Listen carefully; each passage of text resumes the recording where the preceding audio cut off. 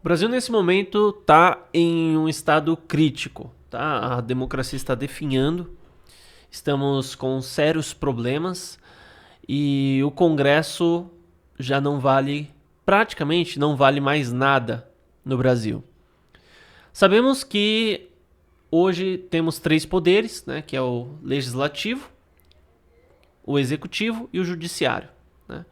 O legislativo são os vereadores, os deputados estaduais, deputados federais e os senadores. Nós temos aí o executivo, que é o presidente. E nós temos o judiciário, que é o STJ, STF e por aí vai. Né? E sempre que uma ditadura vai se instaurar, a primeira coisa que eles fazem é anular o Congresso, tirar o poder do Congresso. Por quê? O Congresso é a verdadeira representação do povo. Enquanto um presidente ele tem aí a votação de 50% do povo mais um, né? Aliás, 50% do povo não.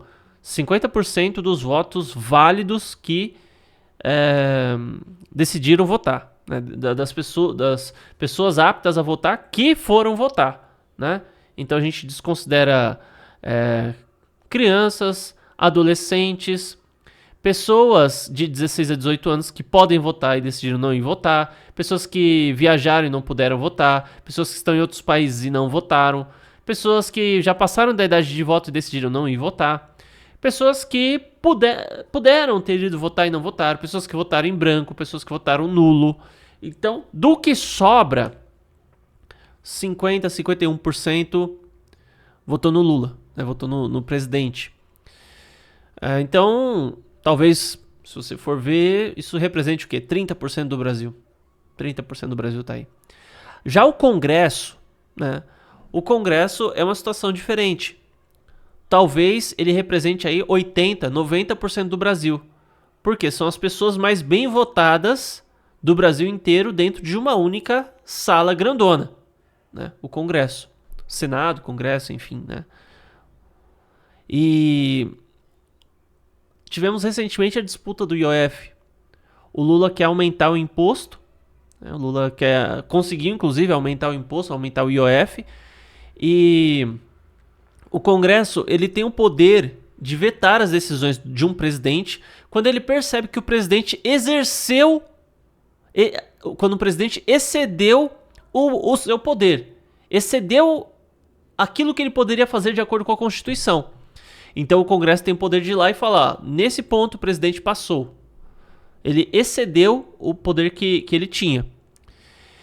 E o terceiro poder que nós temos, que é o judiciário, são pessoas indicadas por presidentes. Né? O Lula indicou 3 ministros do STF nesse mandato, 2 ministros do STF nesse mandato, né? Que foi o Flávio Dino e também foi o Flávio Dino, foi o...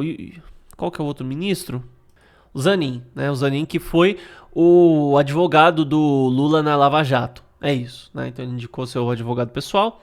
E o Flávio Dino, que era o ministro da Justiça e Segurança Pública, né?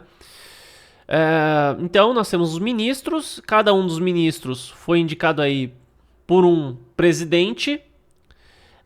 Um presidente esse que, lembrando, tem aí cada um 30% dos votos da população brasileira, fora a galera que se arrepende depois, né? Então, o que a gente vê é que em ditaduras o Congresso é anulado porque o Congresso é a verdadeira representação do povo.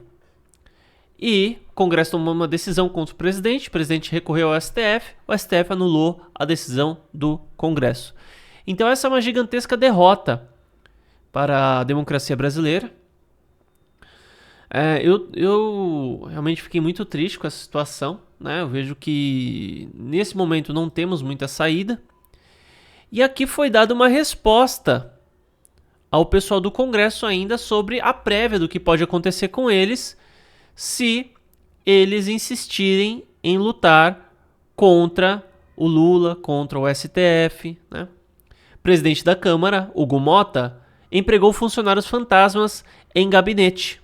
Né? Então, tá rolando aí uma investigação sobre o que o Hugo Mota estaria fazendo, né? E eu sinto dizer, mas acredito que a maior parte dos deputados são corruptos, né? Mas todos menos da direita. Sinto dizer, tá? Até aqueles que dizem defender os ideais da direita, em determinado momento eles podem ter cometido alguma ação de corrupção.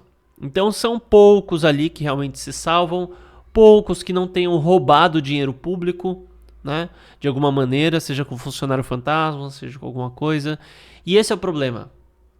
A partir do momento que você tem um Congresso composto em grande parte por pessoas corruptas, vão usar justamente a corrupção contra os próprios deputados como forma de retaliação. E é isso que pode estar acontecendo com o Hugo Motta nesse momento. Se ele realmente tem funcionários fantasmas, e eu não vou nem dizer se eu acredito que não, ou que ele tenha, o que vai acontecer é que vão usar isso contra ele. É o que está rolando nesse exato momento. Uma investigação, denúncias começam a aparecer aí e tudo. Então, melhor você não aprovar certas coisas, Hugo Motta. Essa é a mensagem, nesse momento, do governo para o Congresso. E o que o Congresso vai fazer diante disso? Nada. O Paulo Figueiredo até havia dito recentemente que se o Congresso quisesse, resolveria toda essa história da taxação do Trump. Ele falou, se o pessoal do Congresso quiser, né, chega aí o Davi Alcolumbre e o Hugo Motta, o presidente da Câmara e do Senado, eu consigo reunião para vocês do alto escalão do governo norte-americano e vocês se comprometem a fazer certas coisas, enfim, a passar certos projetos. Em troca, a gente negocia essa taxação aí do Trump. A gente negocia, sem precisar passar por STF, sem precisar passar por Lula. O Congresso teria sim esse poder. Mas a questão é, eles querem? O Congresso é honesto o suficiente para comprar uma briga dessa com o Lula, com o STF? E eu acredito que não. Eu acredito que muita gente lá tem rabo preso, tem processos que podem começar a andar, dependendo do que eles fizerem. Então, por conta disso, o Brasil novamente segue refém da corrupção. A gente viu todo o roubo que teve na época do Mensalão, todo o roubo que teve na época do Petrolão, da Lava Jato e tudo. E a corrupção, ela não sumiu do Brasil, mas ela diminuiu bastante, pelo menos essa é a impressão que a gente tem. Quando vimos o governo Bolsonaro, tinha corrupção no governo Bolsonaro? Provavelmente sim, mas agora com a volta do Lula, a corrupção também aumentou novamente. O Lula não trouxe a corrupção de volta, mas a corrupção voltou junto com ele. E o Congresso nesse momento está de mãos amarradas por conta da sua própria corrupção. É uma pena, né? Mas comente aí o que você acha a respeito do assunto, se inscreva no canal, ative o sino das notificações e deixe um like nesse vídeo. Até mais.